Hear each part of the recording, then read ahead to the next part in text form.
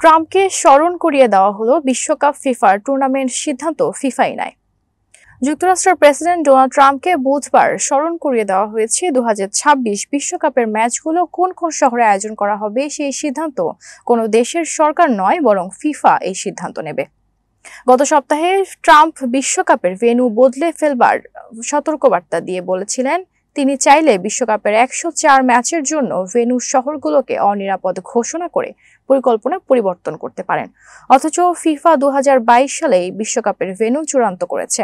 সেই তালিকায় রয়েছে নিউ ইয়র্ক, লস অ্যাঞ্জেলস ও সান ফ্রান্সিসকোর কাছাকাছি এনএফএল স্টেডিয়ামগুলো। যুক্তরাষ্ট্রের 11 শহরের সঙ্গে মেক্সিকোর 3টি ও কানাডার 2টি শহর আয়োজক হিসেবে ফিফার সঙ্গে চুক্তিবদ্ধ। আগামী বছরের 11 জুন বিশ্বকাপ শুরুর মাত্র 8 মাস আগে ভেন্যু পাল্টানোর সিদ্ধান্ত নেওয়া হলে বড় ধরনের আইনি ও সাংগঠনিক জটিলতার মুখে পড়তে হবে।